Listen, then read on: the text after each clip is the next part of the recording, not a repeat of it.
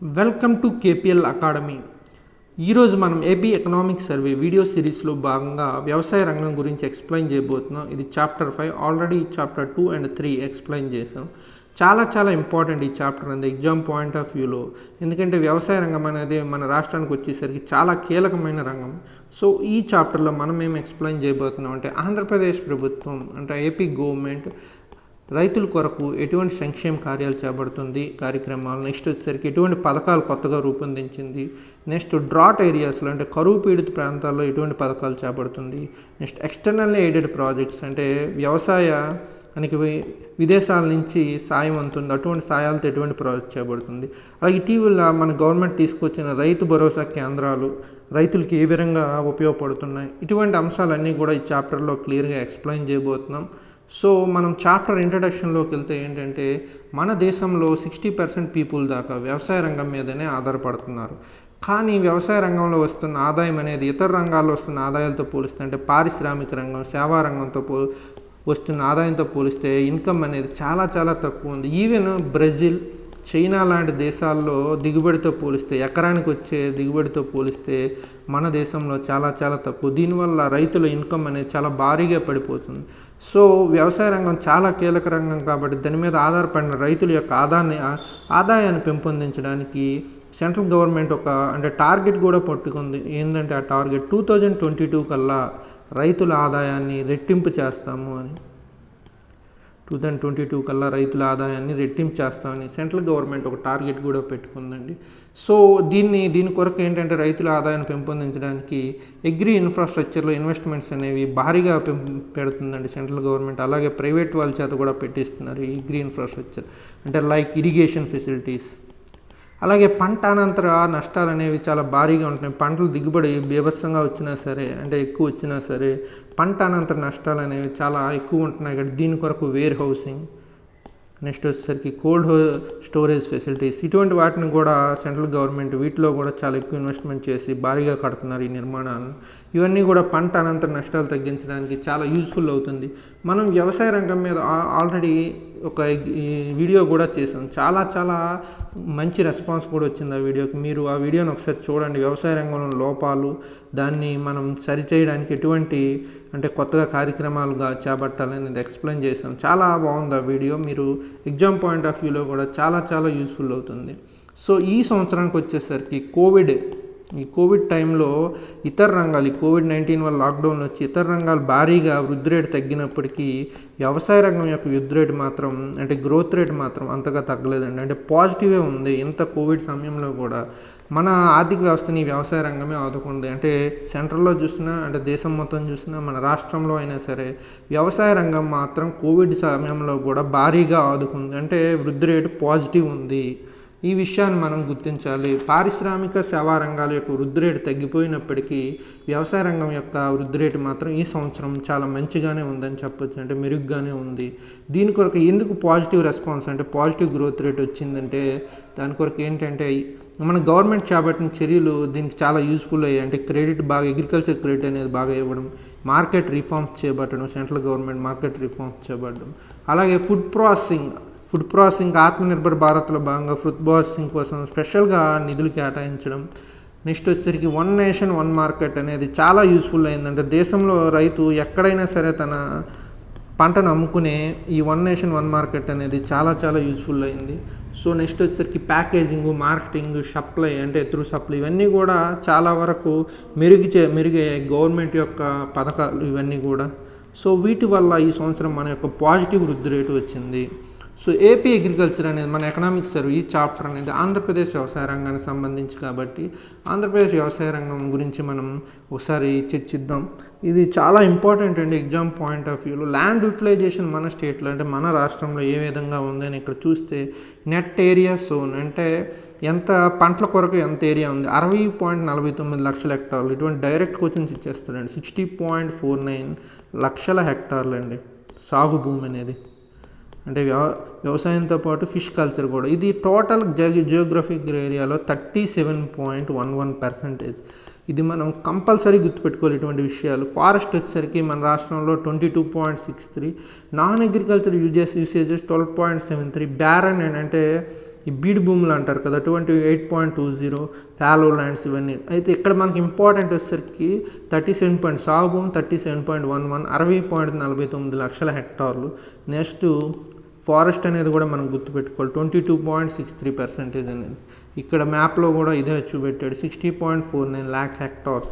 Next వచ్చేసరికి forestry 36.88, land put non agriculture కోసం 20%. ఇవి మనం అట్లీస్ట్ ఈ మూడైనా గుర్తుపెట్టుకోవాలి. మన రాష్ట్రంలో అగ్రి క్లైమేటిక్ జోన్స్ ఎన్ని ఉన్నాయి, ఇది ఆల్రెడీ దీన్ని ఏపీఎస్సీలో ప్రీవియస్ క్వశ్చన్స్లో కూడా ఇచ్చాడండి. మన రాష్ట్రంలో టోటల్ 6 అగ్రి క్లైమేటిక్ జోన్స్ అండి. North coastal zone, Godavari zone, Krishna zone, southern zone, scarce rainfall zone, high altitude and tribal zone. టోటల్గా 6 జోన్స్ అండి. చాలా చాలా ఇంపార్టెంట్. ఏ జోన్లో ఏ జిల్లా ఉంది, ఏ ఏరియా ఉంది అనేది కూడా మనం గుర్తుపెట్టుకోవాలి. నార్త్ కోస్టల్ అంటే ఉత్తర కోస్తాలో శ్రీకాకుళం, విజయనగరం, విశాఖపట్నం. గోదావరిలో ఈస్ట్ గోదావరి, వెస్ట్ గోదావరి. కృష్ణాలో కృష్ణా, గుంటూరు. నెక్స్ట్ వచ్చేసి సౌత్లో చిత్తూరు, వైఎస్ఆర్, నెల్లూరు. స్కార్సీ అంటే కర్నూలు, అనంతపురి. రెండింటి దగ్గర చాలా తక్కువ. స్కార్స్ మీన్స్ అతి తక్కువ వర్షపాతం అని, అతి తక్కువ అని. హై ఆల్టిట్యూడ్ అనేసరికి tribal areas Srikakulam, Visakhapatnam, east Godavari డిస్ట్రిక్ట్లో ట్రైబల్ ఏరియాస్లోకి వస్తుంది.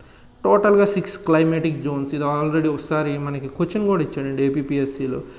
అలాగే ల్యాండ్ హోల్డింగ్స్ ఎలా ఉన్నాయంటే భూమి అనేది ఒక్కొక్క వ్యక్తికి ఎంత ఉంది, భూ కమతాలు టోటల్ 2010-11లో వచ్చేసరికి 2010-11 వ్యవసాయ దీని ప్రకారం అయితే 1.0 hectares అండి సగటు ఒక్కో రైతుకి. ప్రస్తుతం 2015-16 గణాంకాల ప్రకారం ల్యాండ్ హోల్డింగ్స్ ఎలా ఉంది అంటే ఒక్కొక్క వ్యక్తికి సగటు భూ పరిమాణం అంటే భూ కమతం యొక్క పరిమాణం 0.94 hectaresకి పడిపోయింది. ఇది చాలా చాలా ఇంపార్టెంట్ అంటే తగ్గిపోయిందండి. ఎందుకంటే భూమి అనేది పెరగదు, కానీ కుటుంబంలో అంటే జాయింట్ ఫ్యామిలీ కాస్త డివైడ్ అయ్యి వాళ్ళ మధ్య భూమి అనేది విభజించిపోతూ ఉంది కాబట్టి 1.06 hectares నుంచి 0.94 hectaresకి సగటు భూకమత పరిమాణం అనేది పడిపోయింది. అదే టైంలో నెంబర్ ఆఫ్ హోల్డింగ్స్ 2010-11లో 76 lakhs hectares 76.21 lakh hectaresకి రైతులకి భూములు ఉంటే 2015-16కి వచ్చేసరికి 85.24 lakh hectares అండి. ఇది చాలా చాలా ఇంపార్టెంట్. ఇది ఇటువంటి కంపల్సరీ క్వశ్చన్లు ఇస్తారు. 2015-16 సగటు భూకమత పరిమాణం 0.94 hectares. ఎంతమంది భూకమతాలు ఉన్న రైతుల సంఖ్య 85.24 lakh hectares. హెక్టార్లు 85.24 lakhs అండి, హెక్టార్స్ కాదు. 85.24 lakhs మందికి ఉండేది. ఇది ఏరియా అండర్ ప్రొడక్షన్ అనేది కూడా మనకి చాలా చాలా ఇంపార్టెంట్. 2019-20, 2021లో ఏ విధంగా ఉంది, ఖరీఫ్లో ఎలా ఉంది, రబీలో ఎలా ఉందంటే ఏరియా చూస్తే మనం 2019-20, 2021కి పెరిగిందండి 20.82 నుంచి 21.49 ఖరీఫ్లో. టోటల్గా వచ్చేసరికి 43.08. ఇది ఫుడ్ గ్రైన్స్. ఈ మ్యాప్ అనేది కూడా మనం కంపల్సరీ గుర్తుపెట్టుకోవాలి. అంటే ఏరియాలో టోటల్గా చేంజ్ అనేది 3.9% పెరిగింది. పంట భూమి సాగు భూమి అనేది 3.9% పెరిగింది ఫుడ్ గ్రైన్స్కి. అదే ఫుడ్ గ్రైన్స్ ప్రొడక్షన్ అంటే ఉత్పత్తి, ఫుడ్ గ్రైన్స్ యొక్క ఉత్పత్తి మాత్రం టోటల్గా -3.9% పడిపోయిందండి ఫుడ్ గ్రైన్స్ది. ఇది చాలా చాలా ఇంపార్టెంట్. నెక్స్ట్ వచ్చేసరికి ఎందుకు పడిపోయిందంటే సైక్లోన్స్ వచ్చాయి, నివోర్ సైక్లోను, అటువంటి వాటి వల్ల పంట అనేది తీవ్రంగా దెబ్బతిన్నది. ప్యాడీకి వచ్చేసరికి ఖరీఫ్ రబీల్లో దీని యొక్క అంటే టోటల్ ఏరియా 9.1% పెరిగితే ఎలా పెరుగుతుందని మీకు డౌట్ రావచ్చు. సాగు భూమి ఎలా పెరిగిపోతుంది అంటే ఇరిగేషన్ సదుపాయాలు కల్పించడం, ఇటువంటి అంశాల వల్ల సాగు భూమి అనేది పెరగవచ్చు. అంతవరకు బీడు భూమిగా ఉన్నది కాస్త సాగు భూమిగా జరగవచ్చు. కానీ టోటల్ ప్రొడక్షన్ కూడా చూస్తే ప్యాడీది కూడా -2.8% పడిపోయింది. ఇది చాలా చాలా ఇంపార్టెంట్. టోటల్ చేంజెస్ అడుగుతూ ఉంటాడు. ప్రొడక్షన్లో 2019-20కి 2021కి ప్రొడక్షన్లో చేంజ్ ఎంత అంటే -3.9%. ఇటువంటివి కూడా మనం చాలా ఇంపార్టెంట్ గుర్తుపెట్టుకోవాలి. 2020-21 యొక్క ప్రొడక్షన్ ఉత్పత్తి సామర్థ్యం ఫుడ్ గ్రెయిన్స్లో 2019-20తో పోలిస్తే 3.9% తక్కువ ఉంది అనే విషయాన్ని మనం గుర్తుపెట్టుకోవాలి. అలాగే ప్యాడీలో కూడా తక్కువ ఉంది, కానీ పంట అంటే ఏరియా పండించిన భూమి అయితే పెరిగింది, 3.9% పెరిగింది, కానీ ఉత్పత్తి అనేది 3.9% తగ్గింది. ఇటువంటి క్వశ్చన్స్ అడుగుతూ ఉంటాడు. నెక్స్ట్ క్రాప్ ఇంటెన్సిటీ అంటే ఏంటంటే gross cropped area by net cropped area అండి. Gross cropped area by net cropped area ఇది మారలేదండి, ఇది అలాగే ఉంది. ఇటువంటి క్వశ్చన్లు కూడా ఇచ్చేస్తుంటాడు డైరెక్ట్గా. Gross cropped area by net cropped area ఇది 1.24 అండ్ 2019-20లో క్రాప్ ఇంటెన్సిటీ అనేది. ఇది మనం చాలా ఇంపార్టెంట్, ఇవి గుర్తుపెట్టుకోవాలి. నెక్స్ట్ వచ్చేసరికి మన రాష్ట్ర ప్రభుత్వం చేపడుతున్న పథకాలు రైతుల సంక్షేమం కోసం, ఇవి చాలా చాలా ఇంపార్టెంట్. దీని నుంచి క్వశ్చన్స్ కూడా మనం ఎక్స్పెక్ట్ చేయొచ్చు. వైఎస్ఆర్ రైతు భరోసా, పిఎం కిసాన్, ఈ పథకం అనేది వన్ ఆఫ్ ది ఫ్లాగ్షిప్, అంటే రాష్ట్ర ప్రభుత్వం యొక్క one of the top most important పథకం. నవరత్నాల్లో ఇది ఒక టాప్ మోస్ట్ ఇంపార్టెంట్ పథకం. ఇది 15th October 2019 స్టార్ట్ చేశారండి ఈ పథకాన్ని. దీనికి ఫస్ట్ ఏంటంటే ఈ గవర్నమెంట్ హామీలు ఇచ్చేటప్పుడు 12,500 ఇస్తామనేసి మేము, అంటే వాళ్ళు మేనిఫెస్టోలో ప్రకటించారు. యాక్చువల్లీ మనం జస్ట్ చెప్పుకోవడం కోసం 4 years పాటు టోటల్గా 50,000 ఇస్తామని చెప్పింది మన యొక్క, అంటే ఈ వైఎస్ఆర్ ప్రభుత్వం. కానీ ఎక్స్టెండ్ చేసింది 13,500 per year ఇస్తుందండి ఇప్పుడు. అంటే సంవత్సరానికి 13,500 రూపాయలు ఇస్తుంది per year. 5 years ఈ విధంగా ఇస్తున్నాం. దీనివల్ల మీకు లాభం ఉందంటే 67,500 వస్తాయి 5 years అని చెప్తున్నారు. కానీ ఇందులో ఏంటంటే ఈ 13,500 per yearలో 6,000 అనేది సెంట్రల్ గవర్నమెంట్ స్పాన్సర్ చేస్తుంది. ల్యాండ్ హోల్డ్, అంటే భూమి ఉన్న ప్రతి రైతుకు కూడా మన దేశంలో 6,000 రూపాయలు పిఎం కిసాన్ స్కీమ్ ద్వారా వస్తున్నాయి. రిమైనింగ్ 7,500 కూడా మన రాష్ట్ర ప్రభుత్వం భరిస్తుంది. టోటల్గా 13,500. కానీ మన రాష్ట్రంలో ఈ పథకం యొక్క, అంటే వైఎస్ఆర్ రైతు భరోసా, పిఎం కిసాన్ యొక్క స్పెషాలిటీ ఏంటంటే ఈవెన్ కౌలు రైతులకు కూడా వర్తిస్తుంది. అంటే భూమి లేని జస్ట్ పంట సాగు చేసే కౌలు రైతులకు కూడా వర్తిస్తుంది. ఎస్సీ, ఎస్టీ, బీసీ, మైనారిటీ, చాలా ఇంపార్టెంట్ ఇది. ఎస్సీ, ఎస్టీ, బీసీ, మైనారిటీ రంగాల్లో ఉన్న కౌలు రైతులకు కూడా ఈ పథకం వర్తిస్తుంది. ఇది చాలా చాలా ఇంపార్టెంట్. టోటల్గా 3 ఇన్స్టాల్మెంట్స్లో 13,500 రూపాయలు ఇస్తున్నారండి. ఫస్ట్ ఇన్స్టాల్మెంట్ తీసుకుంటే 7,500, సెకండ్ ఇన్స్టాల్మెంట్లో 4,000, థర్డ్ ఇన్స్టాల్మెంట్లో 2,000. ఎవ్రీ ఇన్స్టాల్మెంట్లో కూడా 2,000 రూపీస్ అనేది PM Kisan scheme. Remaining amount state గవర్నమెంట్ది 2,000 మాత్రం ఎవ్రీ దీంట్లో పిఎం స్కీమ్. టోటల్గా 6,000 వాళ్ళు ఇచ్చేస్తున్నారు. అయితే 2019-20లో టోటల్గా ఎన్ని ఫ్యామిలీస్కి అందింది పిఎం కిసాన్ స్కీమ్, వైఎస్ఆర్ రైతు భరోసా? ఈ స్కీమ్ అనేది 46.69 lakh ఫార్మ్ ఫ్యామిలీస్, అంటే 46.69 లక్షల కుటుంబాలకు ఈ 2019-20లో అందిందండి. టోటల్గా దీనికైన ఖర్చు 6,173 కోట్లు, 6,173 కోట్ల రూపాయలు ఖర్చు అయింది. 2020-21లో 2020 అంటే ప్రస్తుత ఇయర్లో 51.59 లక్షల రైతు కుటుంబాలకి ఈ పథకాన్ని అందించారండి. ఇందులో 51.59 లక్షల కుటుంబాలు, ఇందులో 1.54 lakh, ఇందులో 1,54,000 కుటుంబాలు అనేవి, 1.54 లక్షల కుటుంబాలు అనేది కౌలు రైతులండి. అంటే landless, SC, ST, BC, minority, ఇది గుర్తుపెట్టుకోవాలి మనం కంపల్సరీ. టోటల్గా 51.59 లక్షల కుటుంబాలు. అందులో ల్యాండ్లెస్ అంటే కౌలు రైతులు 1.54 lakh కుటుంబాలండి, ల్యాండ్లెస్ పీపుల్. దీనిలో 2020-21 అయిన ఖర్చు 6,928 కోట్ల రూపాయలు ఖర్చు అయింది. దీనిలో సెంటర్ పిఎం కిసాన్ ద్వారా అందించింది 2,996 కోట్ల రూపాయలు. రిమైనింగ్ అమౌంట్ మన స్టేట్ గవర్నమెంట్ భరించింది. ఈ విషయాలు అంటే ఇవి కూడా ఎగ్జామ్ పాయింట్ ఆఫ్ వ్యూలో చాలా చాలా ఇంపార్టెంట్. 2020-21లో ఎన్ని కుటుంబాలకి రైతు భరోసా అది గ్రూప్ 2 ఎగ్జామ్లు ఇటువంటి డ్యామ్ షూర్గా అడుగుతుంటాడు. నెక్స్ట్ వచ్చేసరికి వైఎస్ఆర్ రైతు భరోసా కేంద్రాలు, ఆర్బీకేస్. ఇది గవర్నమెంట్ యొక్క స్పెషాలిటీ అండి. రైతు భరోసా కేంద్రాలు ప్రతి సచివాలయంలో కూడా కట్టిస్తున్నారు. ఈ రైతు భరోసా కేంద్రాలు, వైఎస్ఆర్ రైతు భరోసా కేంద్రాలు అనేవి మన స్టేట్లో టోటల్గా 10,778 ఆర్బీకేస్ ఉన్నాయి. దీనివల్ల రైతులకు ఎటువంటి ప్రయోజనాలు అంటే, రైతులు తమ యొక్క ఫార్మ్ ఇన్పుట్స్, క్వాలిటీ ఫార్మ్ అంటే నాణ్యమైన విత్తనాలు, ఎరువులు, ఇటువంటివి నాణ్యమైన విత్తనాలు, ఎరువులు, వాళ్ళకు కావాల్సిన క్రిమి సంహారకాలు, ఇటువంటి వాటిని కూడా క్వాలిటీ లభించేటట్లు ఈ రైతు భరోసా కేంద్రాలు సహాయ సహకారాలు చేస్తున్నాయి. ఇంత ముందులా వీళ్ళకనే నాణ్యమైన కల్తీ విత్తనాలు కూడా ప్రొవైడ్ కావట్లేదు. వీళ్ళే డైరెక్ట్గా ఏంటి ఆర్బీకే కేంద్రాస్ ద్వారా ఈ నాణ్యమైన విత్తనాలు గవర్నమెంట్ అందిస్తుంది, ఎరువులు, క్రిమి సంహారకాలని రైతులకి. ఇది ఒక బెస్ట్ యూజ్ఫుల్ వే ఆర్బీకేస్ ద్వారా. దాంతోపాటు ఫార్మ్ నాలెడ్జ్ సెంటర్స్గా కూడా పనిచేస్తుంది. అంటే రైతులకి ఎటువంటి సాగులో మెరుగులు అందించడానికి, సాగు ఏ విధంగా చేయడం ద్వారా అధిక దిగుబడిని సాధించవచ్చు, కొత్త రకం వంగడాలను ఏ విధంగా సృష్టించవచ్చు, ఇటువంటివన్నీ కూడా శాస్త్రవేత్తలకి రైతులకి అనుసంధానకారికర్తకు కూడా ఈ ఆర్బీకేస్ అనేవి యాక్ట్ చేస్తున్నాయి. దీనిలో అగ్రికల్చర్ అసిస్టెంట్స్ని అపాయింట్ చేశారండి. వీళ్ళ ద్వారా రైతులు అనేవి సలహాలు పొందొచ్చు, సహాయ సహకారాలు, ప్రభుత్వం అందించే సహాయ సహకారాల గురించి కూడా క్లియర్గా అర్థం చేసుకోవచ్చు. ఇది చాలా చాలా యూస్ఫుల్ పథకం అండి. ఏంటంటే అగ్రి ఇన్పుట్ షాప్ కింద దొరుకుతుంది. ఏ విధంగా అంటే డిజిటల్, వీళ్ళు ఆన్లైన్లోనే బుక్ చేస్తారు. విత్తనాలు కావాలంటే రైతులకి ఆన్లైన్లో బుక్ చేస్తారు, ఎరువులు కావాలన్నా ఆన్లైన్లో బుక్ చేస్తారు, ఫిష్ ఫీడ్ కావాలన్నా ఆన్లైన్ బుక్ చేస్తారు, లేకపోతే క్యాటిల్ ఫీడ్ కావాలన్నా ఆన్లైన్, అంటే వాళ్ళకంటే పశుగ్రానం ఇవన్నీ కూడా, పశుదాన ఇవన్నీ కూడా వీళ్ళు ఆన్లైన్. అలాగే ఫార్మ్ నాలెడ్జ్ సెంటర్స్ కూడా చెప్పాను కదా, రైతులకును వీళ్ళకి మధ్య శాస్త్రవేత్తల మధ్య అనుసంధానకర్తలుగా ఉండి కొత్త రకం పంటలు అధిక దిగుబడితో పండించేటట్లు, తక్కువ ఖర్చుతో పంటలు అయ్యేటట్టు ఇక్కడ ఉండే అగ్రికల్చర్ హెల్త్ అసిస్టెంట్స్ ఉంటారు కదా, వాళ్ళ ద్వారా రైతుల సహాయ సహకారాలు పొందవచ్చు. ఇది చాలా చాలా యూస్ఫుల్ అండి. వైఎస్ఆర్ ఆర్బీకేస్ అనేది ఒక మనం రెవల్యూషన్ అనే చెప్పచ్చు వ్యవసాయ రంగంలో. చాలా యూస్ఫుల్ గ్రామీణ ప్రాంత రైతులకు. నెక్స్ట్ వచ్చేసరికి అగ్రికల్చర్ క్రెడిట్ అంటే వ్యవసాయ రంగ మనం చెప్పుకున్నాం ఆల్రెడీ మన యొక్క వీడియోస్లో.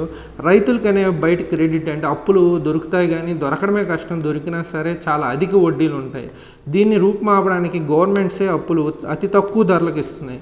2020-21లో చూస్తే అంటే చాలా తక్కువ ఇంట్రెస్ట్కి ఇస్తాయండి. పావలా వడ్డీ, 0 వడ్డీ, అంటే 0% వడ్డీ లేకుండా ఉండడం, ఇటువంటివి ప్రొవైడ్ చేస్తారు. 2020-21లో అగ్రికల్చర్ క్రెడిట్ రైతులకు ఇచ్చింది 128,660 కోట్ల రూపాయలండి. ఇది ప్రీవియస్ ఇయర్తో పాటు 11.88% ఎక్కువ. అదే మనం 2021-22లో ఎంత టార్గెట్ పెట్టుకున్నారంటే 144,927 కోట్ల రూపాయలండి.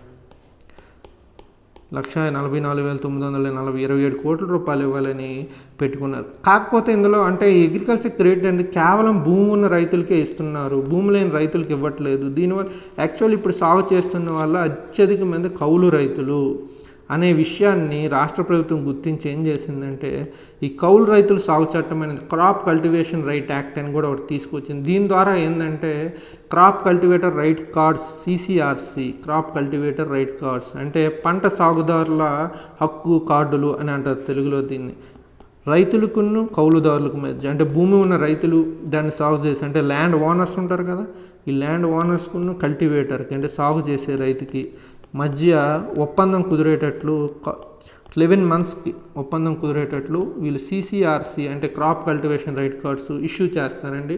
ఈ ఇష్యూ చేయడంతో బ్యాంక్స్ అనేవి ఈ కార్డ్స్ ద్వారా బ్యాంక్స్ వీటిని పూచీకత్తుగా ఉంచుకొని కౌలు రైతులకు కూడా అంటే పంట భూములు లేని రైతులకు కూడా ఇవ్వడం ఒక రెవల్యూషన్. కౌలు రైతులకు కూడా ఈ అగ్రికల్చర్ క్రెడిట్ ఇవ్వడం అనేది ఒక రకంగా రెవల్యూషన్ అనే చెప్పొచ్చు. ఈ విధంగా 2020-21లో ఎంతమందికి ఇచ్చారంటే 4,14,795 మందికి ఇచ్చారండి కౌలు రైతులకి ఈ రుణాలు అనేవి. వడ్డీ తక్కువ రుణాలు లేకపోతే వడ్డీ లేని రుణాలు టోటల్గా 324 crores వీళ్ళకి ఇచ్చింది కౌలు రైతులకి.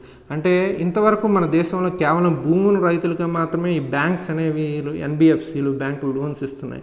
కానీ మన రాష్ట్ర ప్రభుత్వం కౌలు రైతులు అత్యధిక సాగు చేస్తున్నారు ఓనర్స్ కన్నా అనే విషయాన్ని గుర్తించి కౌలు రైతులు జరుగుతుందంటే వాళ్ళకు ప్రోత్సహించడం ద్వారా వాళ్ళ ఆదాయం పెంపొందించవచ్చు, లేకపోతే వాళ్ళు మనీ లెండర్స్ దగ్గర అధిక వడ్డీలకి తీసుకొస్తున్నారని విషయాన్ని గుర్తించి ఈ CCRC అంటే crop cultivator right cards issue చేయడం స్టార్ట్ చేసింది ల్యాండ్ ఓనర్స్కి కల్టివేటర్కి మధ్య. ఇది 11 months పాటు ఉంటుందండి అగ్రిమెంట్. ఎవ్రీ 11 monthsకి ఒకసారి వీళ్ళు తిరిగి పునరుద్ధరించుకోవాలి. 2020-21లో ఈ విధంగా కౌలు రైతులకి ఇచ్చినవి 324 కోట్లు. ఇది ఒక ఎక్సలెంట్ పథకంగా మనం చెప్పొచ్చు. మనం కౌలు రైతులకి ఇవ్వడం మన దేశంలో ఎక్కడ కూడా లేదు. ఇదే క్రాప్ కల్టివేషన్ రైట్ యాక్ట్ చెప్పాం కదా. దీంట్లో టోటల్ 324 crores ఇచ్చారు లాస్ట్ ఇయర్లో అతి తక్కువ వడ్డీకి లేకపోతే 0 వడ్డీకి. నెక్స్ట్ వైఎస్ఆర్ 0 వడ్డీ పంట రుణాలు, ఇదొక ఎక్సలెంట్ పథకం అండి. అంటే చెప్పాం కదా ఈ రైతులకి బయట వీళ్ళు కానీ సాగు కోసం అయ్యే పెట్టుబడి అంతా కూడా అప్పుల ద్వారా తెస్తే మనీ లెండర్స్ నుంచి అత్యధిక అంటే వాళ్ళు అధిక వడ్డీలు వసూలు చేస్తున్నారు. దీనివల్ల రైతులకి చాలా తక్కువ లాభమే వస్తుంది. అటువంటి దాన్ని గుర్తించి ఈ వైఎస్ఆర్ 0 వడ్డీ పంట రుణాలు అనేవి రైతుల కోసం ప్రత్యేక పథకాన్ని రాష్ట్ర ప్రభుత్వం తీసుకొచ్చిందండి. ఈ పథకంలో ఏంటంటే సకాలంలో రుణాలు చెల్లించే రైతులకి సకాలంలో అంటే ఇక్కడ వచ్చేసరికి 1 year పీరియడ్ అండి. రుణాలు చెల్లించే రైతులకి 1 lakh వరకు 1 lakh rupees ఎటువంటి వడ్డీ లేకుండా రాష్ట్ర ప్రభుత్వం అప్పిస్తుందండి. 1 lakh rupees అండి. ఎటువంటి వడ్డీ కూడా తీసుకోదు. ఇది ఒక ది బెస్ట్ పథకంగా చెప్పొచ్చు. ఈ 1 lakh రూపీస్ ఏమో వాళ్ళు సాగులో వినియోగించుకొని వాళ్ళు అధిక లాభాలు పొందొచ్చు. బయట అయితే అధిక వడ్డీలు అవుతుంది. టోటల్గా ఈ 0 వడ్డీ పంట రుణాలు, పంగ రుణాలు కాదు, పంట రుణాలు, PINTA పంట రుణాలు. ఈ 0 వడ్డీ పంట రుణాలు టోటల్గా 14.26 lakh ఫార్మర్స్కి 14.26 lakhs ఫార్మర్స్కి 289 కోట్ల రూపాయలు రాష్ట్ర ప్రభుత్వం భరించిందండి. ఈ వడ్డీ కింద 289 కోట్ల రూపాయలు. ఇది ఒక ది ఇంపార్టెంట్ పథకంగా మనం చెప్పచ్చు. వైఎస్ఆర్ 0 వడ్డీ పంట రుణాలు అనే స్కీమ్. 0 వడ్డీ పంట రుణాలు, 0 వడ్డీ పంట రుణాలు చాలా చాలా ఇంపార్టెంట్ స్కీమ్ ఇది కూడా. దీని ద్వారా ఏంటంటే రైతులకి వాళ్ళు సాగులో వడ్డీ లేకుండా అప్పు తీసుకొని వాళ్ళు అధిక లాభాలు ఆర్జించేటట్లు చేసింది. నెక్స్ట్ వచ్చేసరికి విలేజ్ సెక్రటరేట్స్ అండి. అంటే దీనిలోనే చెప్పాం కదా ఆల్రెడీ ఇందాక, RBKSలో ఫంక్షనల్ అసిస్టెంట్స్ ఉంటారు. 6,758 మెంబర్స్ అండి అగ్రికల్చర్ అసిస్టెంట్స్ని అపాయింట్ చేసుకున్నారు RBKSలో. వీళ్ళ ద్వారా రైతులకి సలహాలు పొందేటట్లు, నెక్స్ట్ వచ్చేసరికి రైతులు ఎటువంటి వంగడాలు కొత్త పంటలు పండించాలి, లేకపోతే ఏ టైంలో పంటలు అమ్మాలి, మార్కెటింగ్, ఇవన్నీ కూడా టోటల్గా అగ్రికల్చర్ అసిస్టెంట్స్ అనేది చాలా హెల్ప్ఫుల్స్ రైతులకి. వాళ్ళకి ఎటువంటి సమయాల్లోనైనా సరే సలహాలు ఇవ్వడానికి వీళ్ళు రెడీగా ఉంటారు. అలాగే రాష్ట్ర ప్రభుత్వం అందించే వ్యవసాయ పథకాలన్నీ కూడా వీళ్ళు క్లియర్గా ఎక్స్ప్లెయిన్ చేసి దాని లబ్ధి పొందేటువంటి లబ్ధిదారుల కొరకు వీళ్ళు హెల్ప్ చేస్తూ ఉంటారండి agriculture assistants. Next free crop insurance అండి. ఈ ఫ్రీ క్రాప్ ఇన్సూరెన్స్ అంటే మనం చూస్తే సెంట్రల్ గవర్నమెంట్లో కూడా ఉంది ఫసల్ బీమా యోజన అనేసి. సో అటల్ బిహార్ ఫసల్ బీమా యోజన అనే ఒక స్కీమ్ కూడా ఉందండి. అలా మన స్టేట్ గవర్నమెంట్ ఏంటంటే ఈ ఫార్మర్స్ షేర్ కూడా మన స్టేట్ గవర్నమెంటే భరిస్తుంది. ఈ ఇన్సూరెన్స్లో ఫార్మర్స్ షేర్ అంటే రైతుల యొక్క వాటాని మన స్టేట్ గవర్నమెంటే భరిస్తుంది. అంటే రైతులు జస్ట్ వాళ్ళు ఏం చేయాల్సిన అవసరం కూడా లేదు. ఇన్సూరెన్స్ స్కీమ్లో సెంట్రల్ భరించే రిమైనింగ్ అంతా కూడా స్టేట్ గవర్నమెంటే భరిస్తుంది. 2019లో ఇది స్టార్ట్ అయిందండి. 2019లో 16.77 lakh హెక్టార్స్కి 16.77 lakh ఫార్మర్స్ ఎన్రోల్ చేసుకున్నారండి ఈ ఫ్రీ క్రాప్ ఇన్సూరెన్స్ స్కీమ్లో. 2020లో కూడా దీంట్లో ఇంకా అధిక మందిని ఇది క్రాప్ స్కీమ్లో యాడ్ అయ్యేటట్లు చర్యలు చేపడుతూ, దాంతోపాటు ఏంటంటే ఈ క్రాప్ సిస్టమ్ అని తెచ్చారండి మన దగ్గర. ఈ క్రాప్ అంటారు, అంటే మొత్తం టోటల్ సాగయ్యే భూమిని ఆన్లైన్లో ఎంటర్ చేసి దాని ద్వారా ఈ సంవత్సరం ఎంత పంటలు రావచ్చు, దిగుబడి ఏ మేరకు ఉంటుంది, ఏ పంట ఎంత ఏరియాలో పండిస్తున్నారు, ఎన్ని ఎకరాల్లో పండిస్తున్నారు, ఇవన్నీ కూడా డేటాబేస్ రూపొందించుకొని ఎప్పుడైనా వాళ్ళకి సరైన నష్టాలు కానీ లాభాలు రాకపోయినట్లయితే, నష్టాలు వచ్చినట్లయితే ఈ ఇన్సూరెన్స్ స్కీమ్ ద్వారా రైతులకి నష్టాలని అధిగమించేటట్లు చేయడం కోసం ఈ ఫ్రీ క్రాప్ ఇన్సూరెన్స్ అనే స్కీమ్ని తీసుకొచ్చారు. నెక్స్ట్ వైఎస్ఆర్ పొలంబడి, ఇది కూడా ఒక రకమైన చాలా ఇంపార్టెంట్ స్కీమ్ అండి. ఎందుకంటే ఇప్పుడు మన స్టేట్లో కాకుండా దేశంలోనే చూస్తే కెమికల్స్ చాలా ఎక్కువ వాడేస్తున్నారండి. పంట దిగుబడి కోసం కెమికల్స్ అనేవి చాలా అధికంగా వాడుతున్నారు. దీనివల్ల ఏముంటుందంటే పంట దిగుబడి తగ్గిపోవడమే కాకుండా, అంటే నేల సారం తగ్గిపోయి పంట దిగుబడి తగ్గిపోవడమే కాకుండా ఇంకా మైనస్లు ఏంటంటే కాస్ట్ ఆఫ్ కల్టివేషన్, అంటే పంట సాగుకు అయ్యే ఖర్చు పెరిగిపోతుంది.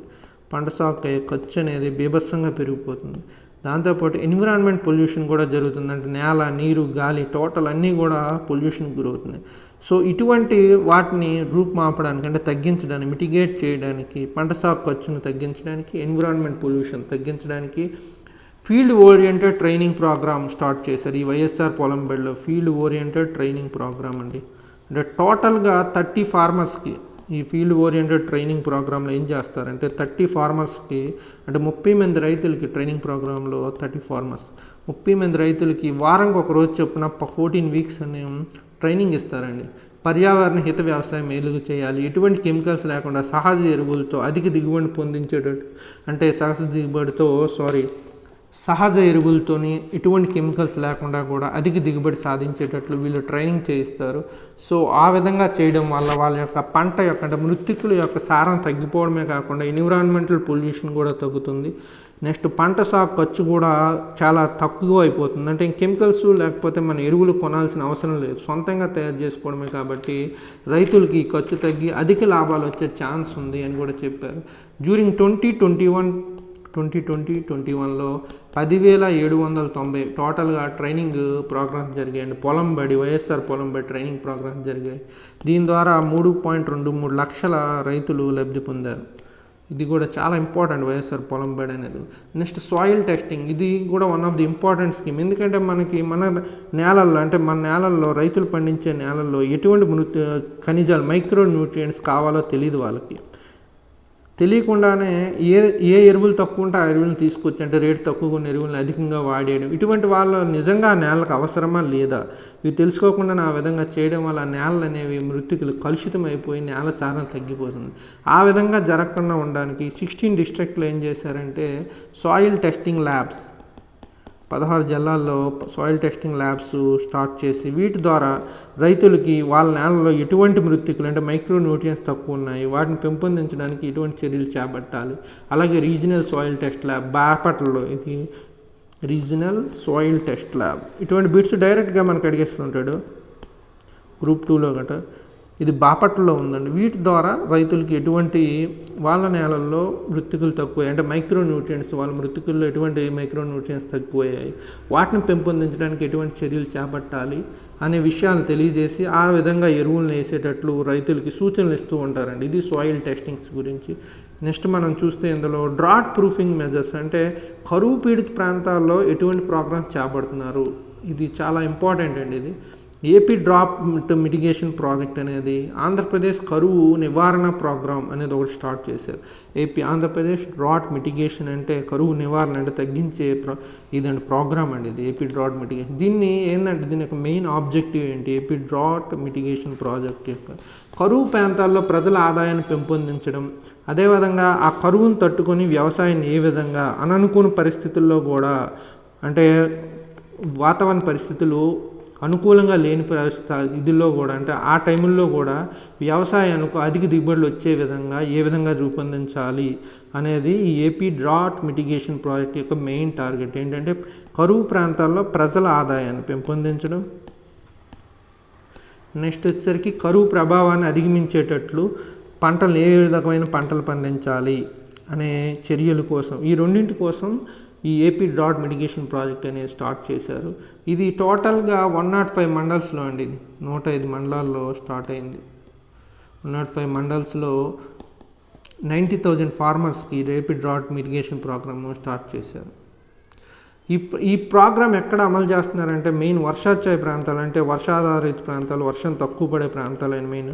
ఇది చాలా చాలా ఇంపార్టెంట్. ప్రకాశం, నెక్స్ట్ 4 రాయలసీమ డిస్ట్రిక్ట్స్, 4 రాయలసీమ డిస్ట్రిక్ట్స్లో ఈ 5 జిల్లాల్లో ఈ పథకాన్ని అమలు చేస్తున్నారు. ఏ జిల్లాలో అమలు చేస్తున్నారని డైరెక్ట్గా అడిగేస్తూ ఉంటాడు. So AP drought mitigation project అనేది మొత్తంగా వచ్చేసరికి ప్రకాశం ప్లస్ 4 ఆర్డీ, అంటే రాయలసీమ డిస్ట్రిక్ట్స్లో దీన్ని అమలు చేస్తున్నారు. నెక్స్ట్ వచ్చేసరికి కమ్యూనిటీ సీడ్ మేనేజ్మెంట్, దీనిలో భాగంగానే ఏపీ డ్రాట్ మిటిగేషన్ ప్రాజెక్ట్లో భాగంగానే ఈ community seed manager seed system అని కూడా ఒకటి స్టార్ట్ చేశారండి. ఈ పథకం ఏంటంటే దీంట్లో వేరుశెనగ పంట విత్తనాలను తయారు చేయడం, కమ్యూనిటీస్గా ఫామ్ అయ్యి వేరుశెనగ పంట విత్తనాలు తయారు చేయడం ఈ కమ్యూనిటీ సీడ్ మేనేజ్మెంట్ ప్రోగ్రామ్. అంటే వేరుశెనగ విత్తనాలు నకిలీవి లేకుండా, ఎటువంటి ఇబ్బందులు దీన్ని ఈ వేరుశెనగ విత్తనాలని రైతులకు అందించేటువంటి ఎటువంటి ఇబ్బంది లేకుండా కూడా ఈ CMSS, అంటే కమ్యూనిటీ మేనేజ్మెంట్ సీడ్ మేనేజ్మెంట్ అంటారు, సీడ్ సిస్టమ్ అండి, కమ్యూనిటీ మేనేజ్మెంట్ సీడ్ సిస్టమ్. ఇది టోటల్గా ఈ పథకం పేరు community management seed system. Community management seed system ఇది పథకం పేరు. ఇది ఏపీ డ్రాట్ మిటిగేషన్ పథకంలోనే భాగంగానే స్టార్ట్ అయింది ఇది.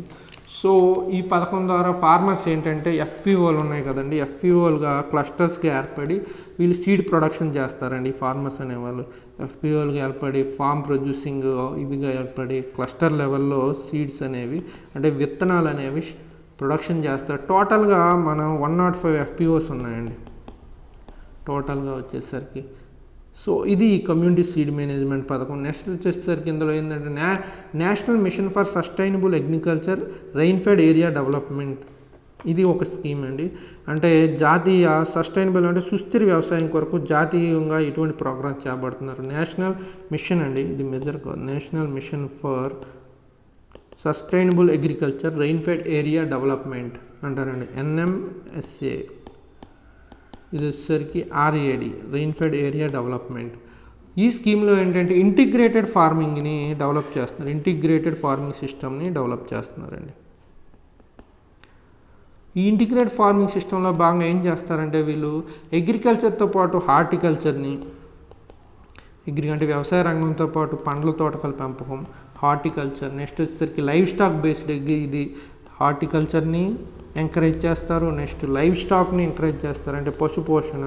నెక్స్ట్ వచ్చేసరికి అగ్రో ఫారెస్ట్రీని కూడా ఎంకరేజ్ చేస్తారు. ఇటువంటి టోటల్గా ఇంటిగ్రేటెడ్ అండి, ఇది integrated farming system.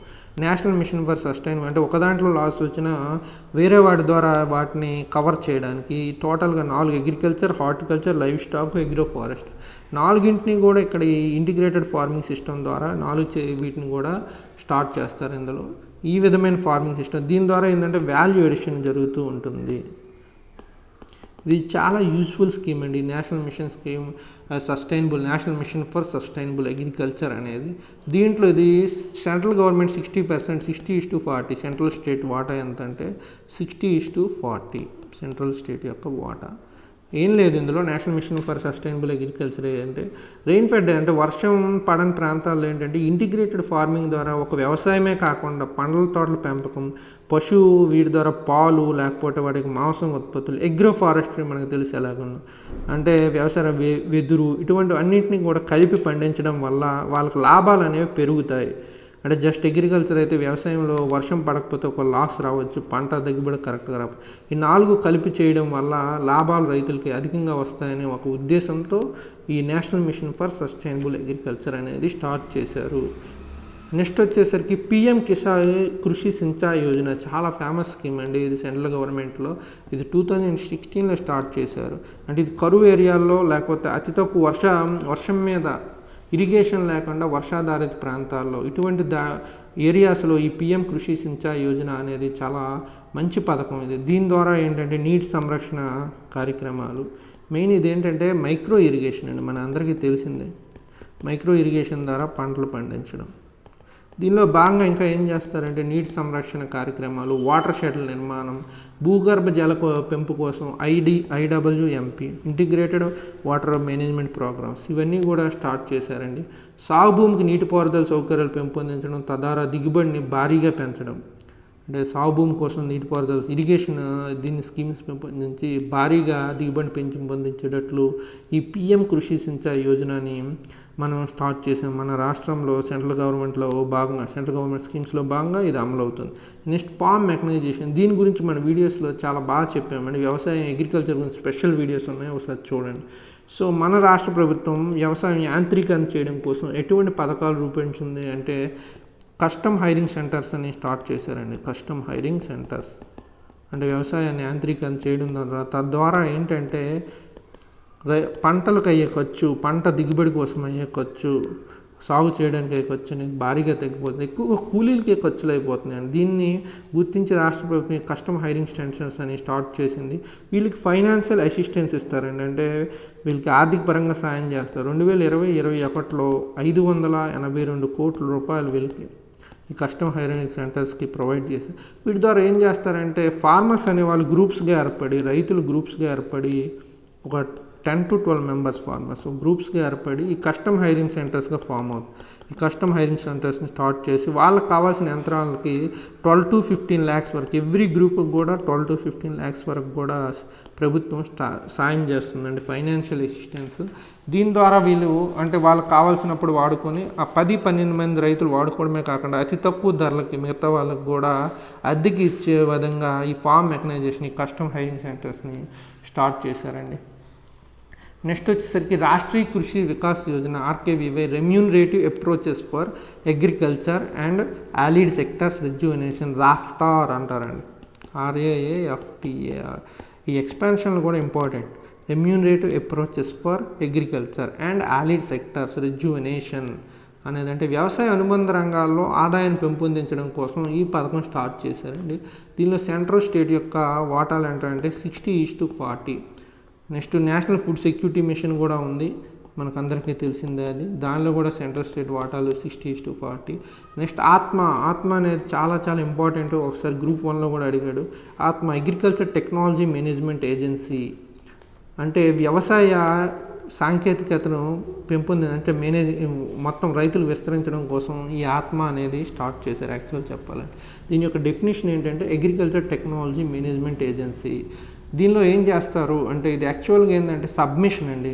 Agriculture extension అంటే వ్యవసాయ విస్తరణలో ఇది సబ్మిషన్. ఇది అగ్రికల్చర్ ఎక్స్టెన్షన్లో ఇది సబ్మిషన్.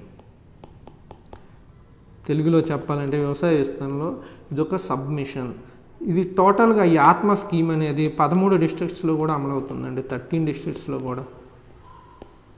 సెంట్రల్ స్టేట్ వాటాలు దీంట్లో కూడా 60:40. అసలు ఆత్మ అంటే ఏంటంటే డిస్ట్రిక్ట్ లెవెల్, జిల్లా స్థాయిలో ఇది ఏం చేస్తుందంటే అటానమస్ యూనిట్ అండి. ఈ ఆత్మ అనేది అంటే ఒక స్వయం ప్రతిపత్తి సంస్థ జిల్లా స్థాయిలో. దీనిలో మెంబర్స్ ఎవరు ఉంటారు? ఆ జిల్లాల్లో అగ్రికల్చర్తో సంబంధమైన మొత్తం స్టేక్ హోల్డర్స్ అందరూ కూడా ఇన్వాల్వ్ అయి ఉంటారు. అంటే రైతులు, నెక్స్ట్ వచ్చేసరికి సైంటిస్ట్స్, కృషి విజ్ఞాన కేంద్రంలో ఉండే మెంబర్స్, లేకపోతే అగ్రికల్చర్ అసిస్టెంట్స్, వీళ్ళందరూ కూడా జిల్లా స్థాయిలో మొత్తం ఆల్ స్టేక్ హోల్డర్స్ కూడా ఆత్మలో మెంబర్స్గా ఉంటారు. వ్యవసాయ రంగంతో ఇన్వాల్వ్ అయిన ఆల్ మెంబర్స్ కూడా దీంట్లో మెంబర్స్గా ఉంటారు. ఇది మనం గుర్తుపెట్టుకోవాలి. వీటి యొక్క రెస్పాన్సిబిలిటీ ఏంటంటే అసలు ఆత్మ ఏం చేస్తుందంటే జిల్లా స్థాయిలో సాంకేతికతను విస్తరించడం. సాంకేతిక అంటే లేటెస్ట్ టెక్నాలజీస్ అన్నీ కూడా వ్యవసాయ రంగంలో వస్తున్నాయి ఆ జిల్లాలో అమలయ్యేటట్లు చేయడం. నెక్స్ట్ రీసెర్చ్ ఆర్గనైజేషన్ అంటే లింకేజ్ అంటే ఆ జిల్లాలో ఉన్న టోటల్గా రీసెర్చ్ ఆర్గనైజేషన్స్తోని, ఎన్జిఓ ఏజెన్సీస్ అంటే రైతుల కోసం కృషి చేసే ఎన్జిఓ ఏజెన్సీస్తోనూ, రీసెర్చ్ ఆర్గనైజేషన్స్తోనూ, కేవీకేల్ కృషి విజ్ఞాన కేంద్రాలతోనూ, department of agriculture, horticulture, animal husbandry, sericulture, fishering, marketing వీళ్ళందరితో కూడా సత్సంబంధాలు కలిగి ఉండి వ్యవసాయ రంగాన్ని ఏ విధంగా పెంపొందించాలి అనే విధంగా ప్లాన్ చేయడమే ఈ ఆత్మ యొక్క మెయిన్ ఉద్దేశం అని మనం చెప్పొచ్చండి. ఈ ఆత్మలోనే ఒక ఇంపార్టెంట్ స్కీమ్ ఏంటంటే ఇది ఇంపార్టెంట్ టాస్క్ SREP అంటే strategic research and extension plan అంటారండి. దీని యొక్క ఆత్మ యొక్క one of the main task. అంటే దీన్ని ఏం చేస్తుందంటే జిల్లా లెవెల్లో అంటే ఇది strategic research and extension plan అండి. ఈ SREP అండి ఇది ఏం చేస్తుందంటే జిల్లా లెవెల్లో టోటల్గా ఉన్న ఫార్మింగ్ సిస్టమ్స్ గురించి డీటెయిల్డ్ అనాలిసిస్ అంటే మొత్తం ఇన్ఫర్మేషన్ కూడా వీళ్ళక్కడ ఉంటుందండి. ఈ స్టెప్ అంటారు SREP strategic research and extension plan ఉంది కదా. దీనిలో భాగంగా ఈ ఆత్మ ఏం చేస్తుందంటే ఈ ఆత్మ ఇన్స్టిట్యూట్ ఏం చేస్తుంది అంటే detailed analysis of all information on existing farming systems. మొత్తం డీటెయిల్డ్ అనాలిసిస్ ఉంటుందండి. లేదా అంటే ఆఫ్ ఆల్ ఇన్ఫర్మేషన్ అని ఎగ్జిస్టింగ్ ఫార్మింగ్ ఆ జిల్లాలో ఉన్న ఫార్మింగ్ సిస్టమ్స్ మొత్తం మీద వాళ్ళ దగ్గర డీటెయిల్డ్ అనాలిసిస్ ఉంటుంది. దాంతోపాటు దీనిలాంటి ఫార్మింగ్ సిస్టమ్స్లో ఉన్న లోపాలు, ఇటువంటి ఎక్స్టెన్షన్ గ్యాప్స్ అంటే రీసెర్చ్ ఎక్స్టెన్షన్ గ్యాప్స్ ఉంటాయి కదండి, వాటిని ఫుల్ఫిల్ చేయడానికి అంటే గ్యాప్స్ని ఈ ఫార్మింగ్ సిస్టమ్స్లో ఉన్న లోపాలను అధిగమించడానికి ఎటువంటి చర్యలు చేపట్టాలి, సాంకేతికంగా ఎటువంటి సాయం అందించాలి ఈ ఫార్మింగ్ సిస్టమ్స్కి, ఎటువంటి పరిశోధనలు చేపట్టి ఈ ఫార్మింగ్ సిస్టంలో ఉన్న చిన్న చిన్న గ్యాప్స్ని మనం అంటే రూపుమాపడం ద్వారా లేకపోతే లోపాలను సరిదిద్దడం వల్ల ది బెస్ట్ ప్లాన్స్ ఏంది, ఆ డిస్ట్రిక్ట్కి సరిపోయే బెస్ట్ ప్లాన్స్ ఏంది అని 13 డిస్ట్రిక్ట్స్ కూడా 13 స్ట్రాటజిక్ రీసెర్చ్ అండ్ ఎక్స్టెన్షన్ ప్లాన్స్తో రెడీగా ఉంటాయండి.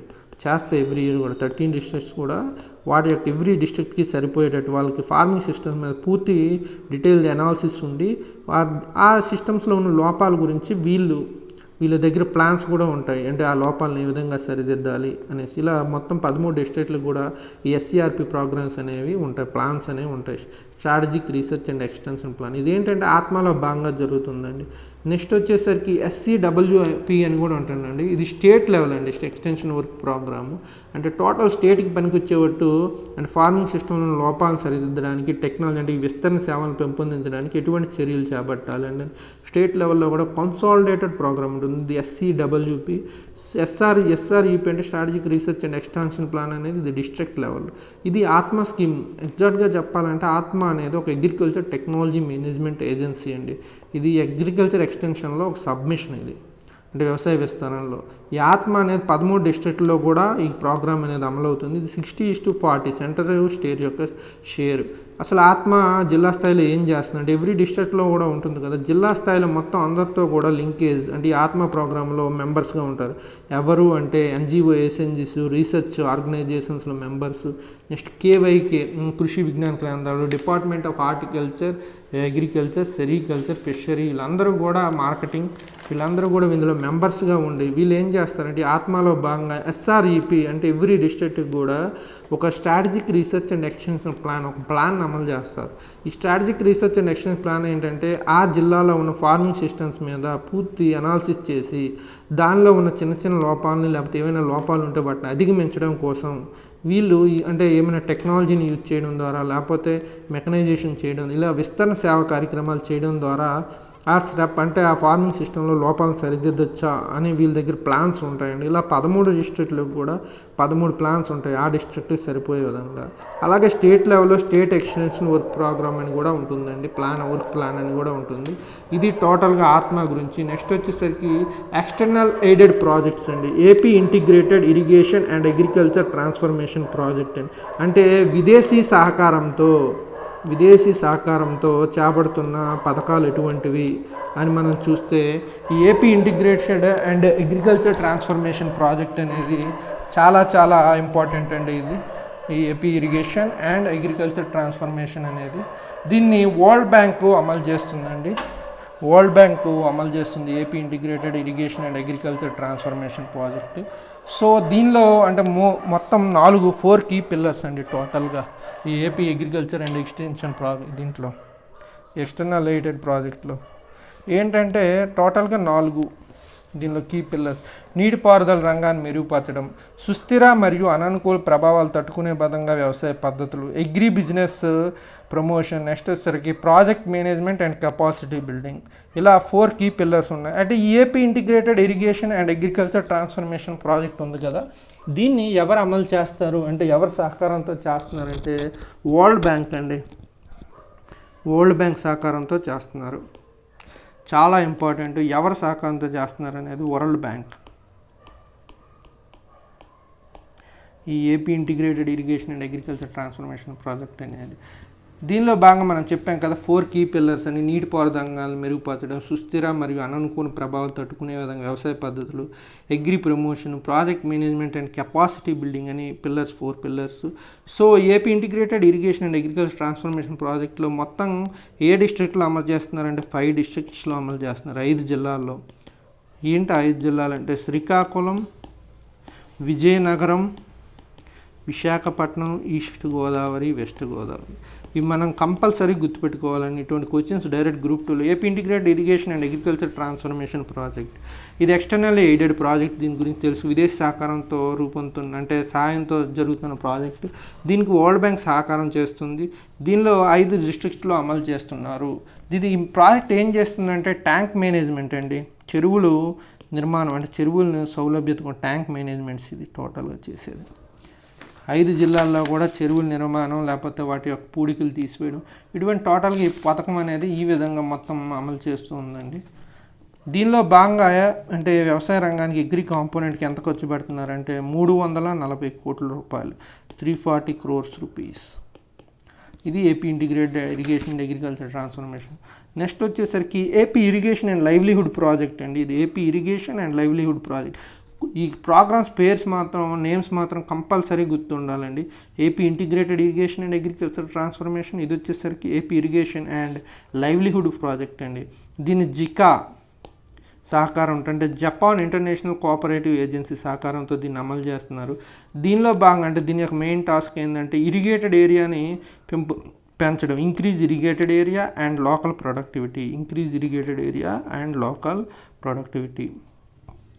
ఇది టోటల్గా అగ్రికల్చర్ గురించి సంబంధించండి. మనం అగ్రికల్చర్ కాకుండా ఇంకా ఆలిడ్ సెక్టర్స్ ఉంది, దాన్ని కూడా మనం నెక్స్ట్ క్లాస్లో ఎక్స్ప్లెయిన్ చేద్దాం ఈ చాప్టర్లో భాగం. ఈ చాప్టర్ అనేది చాలా చాలా ఇంపార్టెంట్. మీకు ఎటువంటి డౌట్స్ ఉన్నా సరే మీరు కామెంట్ సెక్షన్లో పోస్ట్ చేయండి. Thank you for watching.